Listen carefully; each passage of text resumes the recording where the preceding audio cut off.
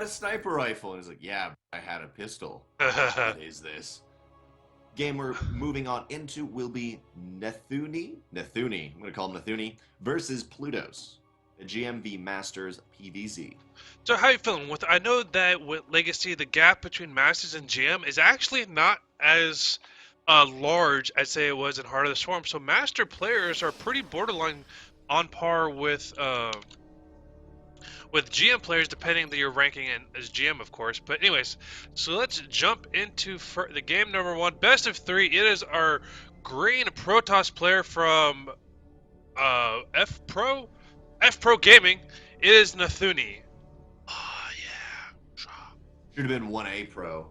1A Pro. Been down with that. Yep. In the bottom left-hand corner, we have only representing himself and the Zerg Nation. It is the Blue Zerg Plutos. Oh yeah. Alright, so we as you see another ZVP, but this time it's a GM versus Master. How do you feel about the skill gap? I know that, like I was saying before, that personally I don't believe in Legacy that the skill gap between Masters and GM is that significant as it was in Heart of the Swarm. And it also depends on your rank in Masters and GM, of course. But, ooh, we see a little sneaky. NethuNe may be feeling very confident with that skill gap. The only thing I'd say to the skill gap is, since Blizzard's ladder stuff maybe earlier in this month kind of was weird, and they booted people out to GM, then he got put back in GM. I have no idea how that played out. However, NethuNe, he's feeling very confident. This is a good old 4-gate. Straight up 4-gate. 100% 4-gate. All the way back to the wall days. Here we go. And for NethuNe, pardon me, Plutos, our Zerg defender, he went hatch, pool, and is going to take a quick third. It's pretty much the best thing, other than a 3-hatch before a pool, NethuNe could ask for. And I'm not sure how Plutos defends. And how does Plutos defend this? See, here's the thing. Plutos is not going to be able to defend this. I mean, there's nothing he's done. He hasn't scouted this. He won't have enough defense out. So, the only thing is that Plutos sees with those... Star Sense, that's it. Yep. If the StarCraft senses bequeath him with Star Sense. Alright, well, hopefully people don't PM me because I didn't turn that off because I'm a scrub and I forgot. Sorry. What did you not have turned off? My PM, so someone just PM'd me on StarCraft and it just showed up. Oh, you had it turned off. I heard it a while ago, but it was turned off. Oh, well, it just showed up, so it might show up on the screen. That may be with you. Oh, and so now Plutos is going to see it. Yeah. Now Plutos knows that it was a quick 4 gates, and he's not going to be able to do much. He might be able to do that spine right there in the back, but there's nothing he's going to be able to do with this.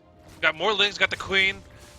The drones are going to have to fight. There's no way the drones don't fight, but oh, they find one lucky zealot who's going to die, but he taking out a total of a 1 drone. Another blow with these drones. Drones getting straight on top of the zealots, yet so much has already been lost. 3 drones have gone down for Plutos, but he won't give up there. The queen is gone, and now it's just drones trying to do their best to fight. You have 2 lings on the way. Yes, you have a spine, but build order-wise, NethuNe, he has done this, and he has solidly 4-gated his way into a 1-0 lead, I'm going to say. Yeah, there's nothing he's going to be able to do at this. I mean, like, these drones are getting slaughtered. Yeah, GG. He left. No, GG was called. No big deal. But, yeah, that was a very, very, very bold 4-gate opening. And like we said, Plutos didn't even scout it, so he wasn't going to be able to defend that at all. Like, he didn't scout it. He did nothing to prepare for that. By the time he saw it, he was way too late. He did try to get some defensive spines, but that obviously didn't work. But holy smokes. What a very convincing game one. Very convincing game one. GG NethuNe 1-0. I don't know. You guys want the whole series? Yes, we do. Maybe we may not want the whole series if we can get Intense versus No Regret. Join Intense Behold. It's Intense or Jon Snow, but whenever Intense or Jon Snow. See, I would not mind watching a Jon Snow and Intense match. So, unrelated to this current league, there is another league here in California called the High School Star League. It goes all over the United States, and it takes place at high school. So similar to like Collegiate Star League, the high school version of it. Anyways, both Intense and Jon Snow have participated in it, and they are rivals. Their high schools are the number 1, switch off between number 1 on their side, and they go at it every single finals. I think it's always been intense versus Jon Snow every single grand finals for the High School Star League. So I would love to see that matchup again. They're a little bit older now, new expansion. I would love to see how they face it against each other. Last time Intense and Jon Snow faced off, Jon Snow did take it over Intense. Anyways, let's jump into game number 2. This is gonna again. This is excuse me, and then it is. There we go. So NethuNe is up 1-0 in this best of 3. He is spawning in our bottom left. He is our green Protoss. Like I said before, it is NethuNe.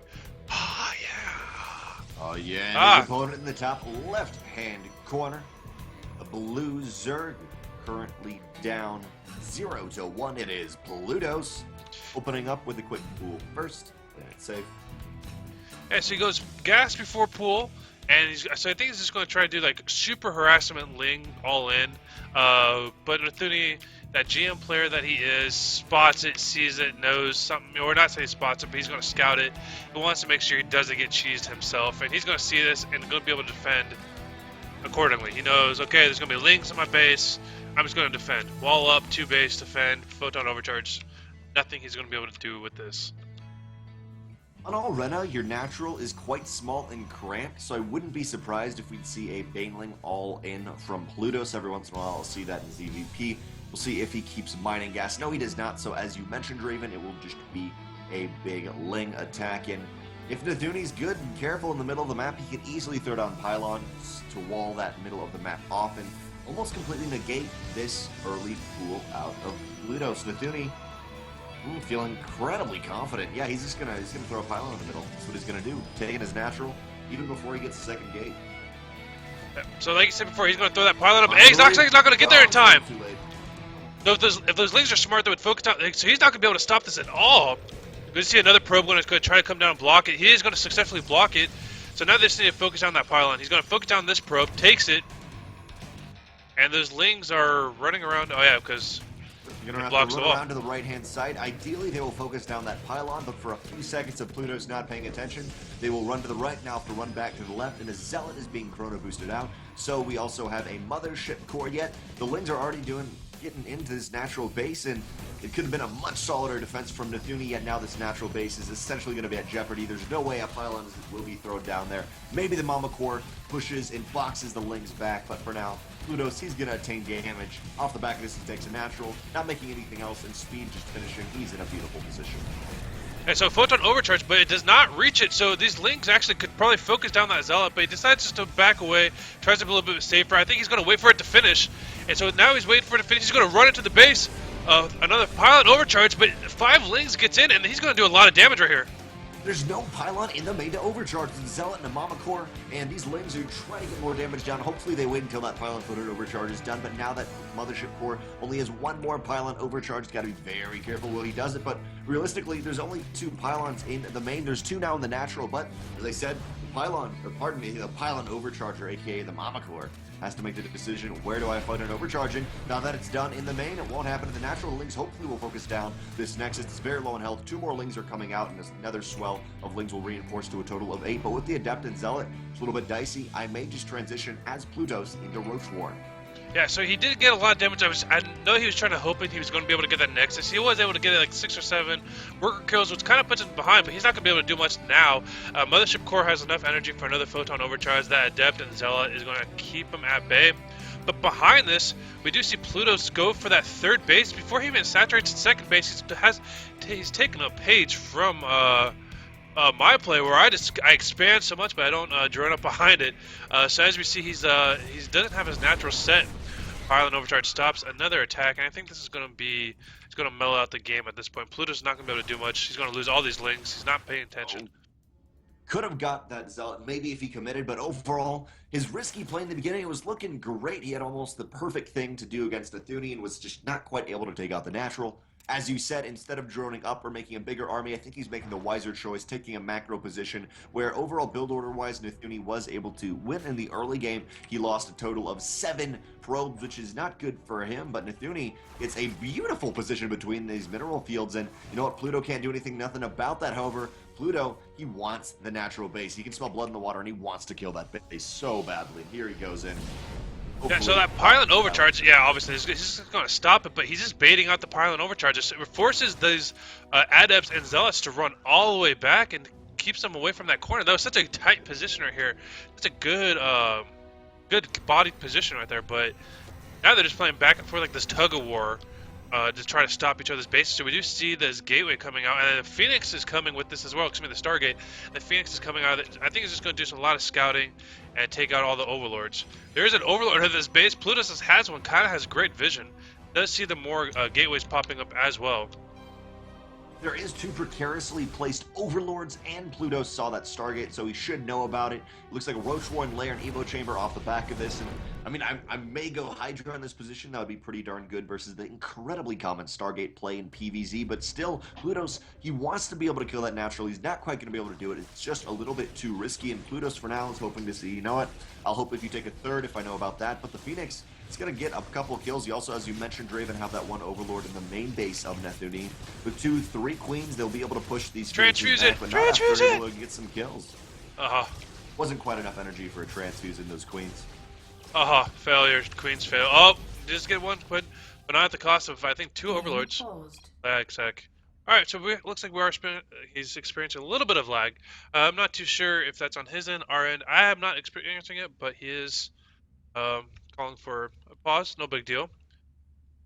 Plutos will be committing to a Roach Warren off the back of this. You have +1 missile on the way. Yes, he could get Hydras, but I think overall, after the course of the game that we've seen, Roach Warren wouldn't be too bad. You could easily dive on top of your opponent's natural. And for now, Plutos is denying a third base with his lanes. Try to make sure he's going to be able to take the economic lead after securing, you know what, kills early on. Where NethuNe, oh man, he was so close to defending it with pylons in the middle, but wasn't quite able to do it. Here we go back, and oh, one Phoenix does get away. It's more Phoenixes off the back of this, and this is a ZVP style we see more and more, charge lot Phoenix, which it's really cool. It works out well, yet Plutos may not give NethuNe enough time to do that. Oh, it's Hydra is dead next. Guess Roach Hydra. Yeah, so these Phoenix are patrolling around. They're just looking for those Overlord kills, any kind of vision they could get as well. But we just see Overlord's Lynx still in the main of Plutos too. He's just kind of like hanging out, man.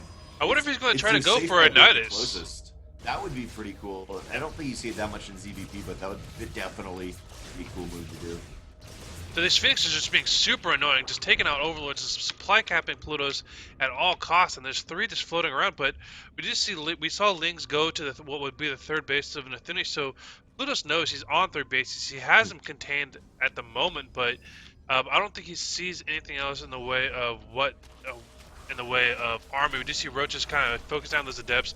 Ling is going to get the surround on all this, and he's gained map vision again, but we do see an Immortal, a couple Stalkers, and a Phoenix coming across the map. Ooh, nice angle. Immortal's barrier does go up, so the Roaches do not want to focus him down for those few seconds. And Roaches pulled up. We have 7 more Roaches, 2 more Ravagers on the way. Quick note, there was 25 workers in the main for Plutos, and only 7 at his third for a while. He's finally evened that out, but that third base has not quite been able to capitalize like it would like to.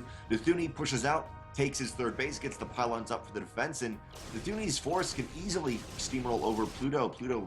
Barely Plutos has enough to defend, but for now, NethuNe's got nice map control. He's basically waiting to get up the Immortal count that he wants, and then he's going to move out across the map.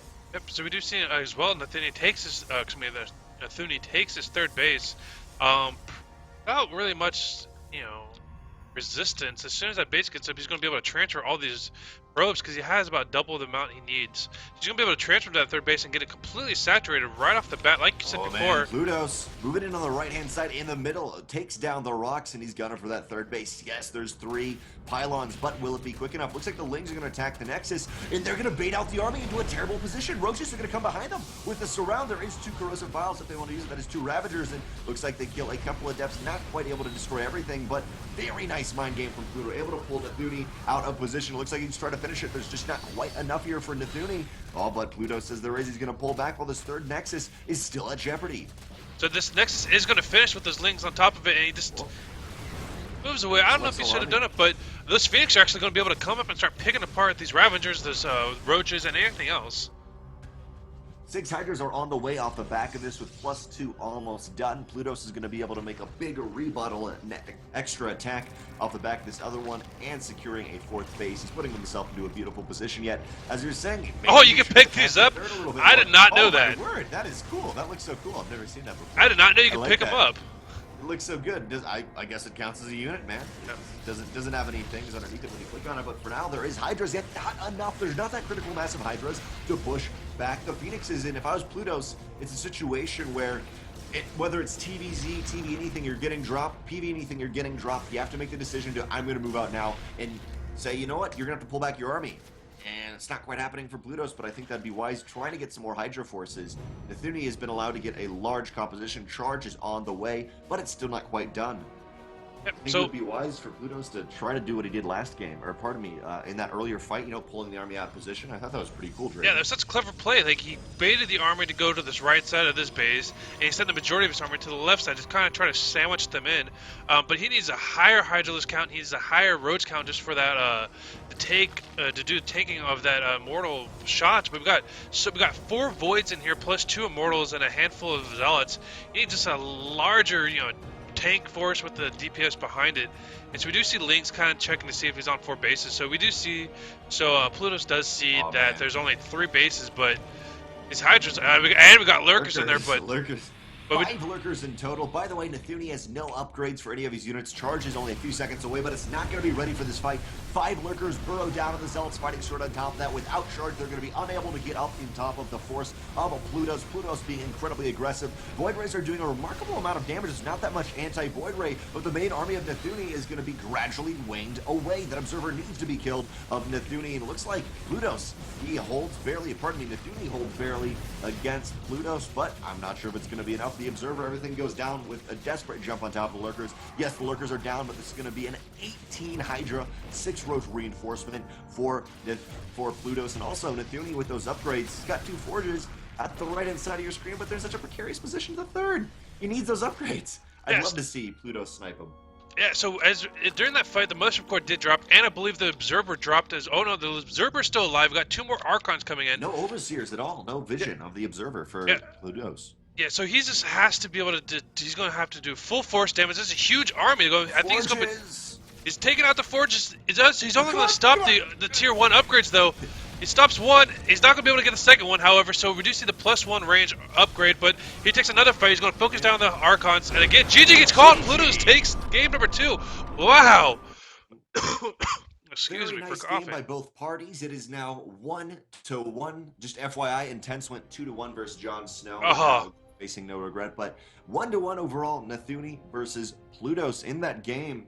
Man, Zerg is strong on that map, number 1, but starting it off, even though it was semi-pushed back, it's not as if that Zerg Lings could get to the main and stay there, and that's a lot of the situations we're seeing. It's easy for Protoss to hold once they get an Adept and Mama Core out, but before that, Plutos was able to secure 7 drone kills. He got himself in a nice lead above NethuNe. He took his 3rd, and in the end, man, I feel like the overall composition of NethuNe was just kind of awkward. He had some Void Rays, he had some Immortals, he had some Archons, but he didn't have the core Zealot Charge. He didn't have the core Adept, Resonating Glaive, or Blink Stalker to provide the backbone of that attack, or defense more so. Yeah, that was an amazing play. Like you said before, he baited out that army a couple of different times. Those Lurkers in that last fight, or the second to last fight, those Lurkers definitely played a massive role into that. That Observer never got sniped, but those Lurkers did enough damage, even though they were able to get cleared out. But he just, man, those fights. Yeah, that was such a good play from our master player, our master level Zerg player Plutos. So we are going to be jumping into game number 3 here in a moment. It is going to be Orbital Shipyard. Super excited for this. I'm really curious to see what NethuNe does, because game 1, it just build order wise didn't pay out for Plutos, and NethuNe was so far ahead. But game 2, Plutos really dominated the game well, opened up well, and I'm curious in Orbital Shipyard exactly what NethuNe will do, because I could totally see a 4-gate again. I think that would work pretty well. But now Plutos is on the edge of his seat. He says, "You 4-gated me. I'm gonna pool gas you, man. I'm gonna speedling you. I'm gonna do all that." And Orbital Shipyard is not quite as easy of a base to defend. Pardon me, map to defend with this. But he has the pocket bases. So whatever NethuNe does, gonna be a little bit interesting. I like the mind games too after that. There was definitely a mind game, even though not in the end, in the middle. That was just like, oh, you poo first me, man. Plutos was not happy with the 4-gate. Yeah, I mean that was such a massive, bold statement that I think NethuNe really just wanted to kind of put the pressure onto Plutos, and he's going to game number 2 with being up 1 ahead. But now we're going to jump into game number 3 with this, and so it's going to be best of 3. We go. Cool. So spawning in our top right position, it is our green Protoss player. It is now 1-1, and a best of 3 is NethuNe. And his opponent in the bottom left-hand corner, it is the Blizzard player, Plutos. Yeah. All right. So far, a standard build from both players. We do see. NethuNe does go for that early scout. Again, he doesn't want to make sure that there's not going to be speedlings in his base before he realizes it. On these short maps, you could definitely get away with having speedlings. But it looks like Plutos. Scout though, for Plutos, he does know it's not a 4-gate. I'm just gonna section that off like, okay, cool, it's not a 4-gate. Woo! Yeah. He scouted me. Yeah. So again, for this map, it's with you having your natural base kind of hidden. It's really easy for a Protoss to go into, like, they can wall off here, go into their second base, no problem. So I'm kind of interested to see how Plutos handles this. So we do see here he does go pool before hatch, gets the hatchery down, and wasn't able to get blocked by a NethuNe. NethuNe responds by getting a Nexus of his own. More importantly with that, for a Zerg buddy Plutos, is he went pool before gas. And this is something that's becoming more and more common in ZVZ and in ZVP, because you can get early lings in your opponent's base. And as Protoss, the Zealot comes out almost as the lings get there. And if you're not incredibly careful as Protoss, the lings get in freely without almost any deterrence. And generally, you can get a couple early probe kills, which put you a lead economically. And we've seen in the last game, NethuNe unable to pylon off the middle of the map. So Plutos overall could be saying, okay, I got this. But you can even see, that wall. He knows the early link regression is going to come. Did he see the natural? He did spot the natural of Plutos. So he's just being incredibly safe. It's 1-1, and he does not want to give up the opportunity to win $75 in the not OSC Kappa, Filthy Weekly Finals. So funny story about this map. So last weekend I was in Seattle at the GameWorks StarCraft tournament, and I played against a master Protoss player who did a similar wall build, but instead of making my base where Pluto put his natural, I used that money and put the hatchery right here, right behind the cybernetics core, and I was able to block him from actually having units stop my links from coming in, and I was able to actually take out his wall. It was kind of cheesy, and I don't know how the guy fell for it, but it was pretty awesome, and I would have felt pretty proud of myself for being able to have such a cheesy little build like that. But I've seen it happen before on these certain maps. That's just the way the wall is built. You can just have interesting Zerg, like a hatchery here, and that blocks it. But obviously we're not seeing it here. We do see some links coming across the map. No speed for these guys. He went straight into gas, actually. He's going to go quick gas. Makes me think he's going to try to go into a quick roach push. I'm not too sure with this double gas. Interesting move. Generally, you'll see early ling pressure a lot, and then you maybe take a third base off the back of that. And just FYI, you're mentioning with the hatches, I always see Ender, he's a Filipino player, throw down hatches. Instead of a third base, a hatch right at the ramp and orbital shipyard. It's a unique move. NethuNe over-preparing for the defense. This could be the big mind game. And back at home, NethuNe's completely walled in, just FYI. So I guess it would work out pretty well for Plutos to take a third base. Plutos not worrying about these adepts. I guess he assumes that they won't shade, but no. NethuNe, I shade. That's the type of player he is. He's the shading player. Queens will be enough for the defense, but still, natural base won't be mining, and the adepts spot the lair. This adepts are so annoying. Most annoyingest unit in game, NA. But he's not doing a good job of defending this. Like, he's getting drone kills on top of drone kills with these, and he just keeps letting him kind of like roam across this map right now. He doesn't have really any good defense. You got 3 more adepts here. Man, this is kind of just wrecking this economy line with these adepts. 12 lings are on the way, but with those adepts attacked, number 1, Plutos didn't think he was going to commit. He had the queens at the front, but number 2 was big things of drones coming out right as that attack happened, which is going to stunt Pluto's economy. Number one, lots of drones come out, mean you're going to take damage, and in total that is 15 workers dead. And I love when players are this decisive. Basically, Pluto says, crap, you did 15 worker kills, I'm going to throw down a Nidus network, 2 overlords in beautiful positions. But NethuNe already thinks in his head, oh, maybe you're going to do that. I'm going to send out a stalker to push it back, but here's a big link swell. I would rather just see an overlord drop, to be quite frank. It's pretty easy in orbital shipyard. And there's actually a hole in that. Not the wall, the links get in. This is the chance for Plutos to get the damage done and even it up. He just focuses down probes on either side. Photon overcharge, excuse me, pylon overcharge stops that one attack. But he's just actually attacking more and more probes in here. This attack does get stopped. Got more links just running out. But I think he was just doing it to distract it so he could put the Nidus network here, but again, got some roaches on the way. It's a little bit delayed though, as you're about to say. I like what Plutos is doing, but 2 base free 2 base. The Protoss not only has the worker lead automatically right now with that early attack, but has the overall production lead. yeah, I don't know what.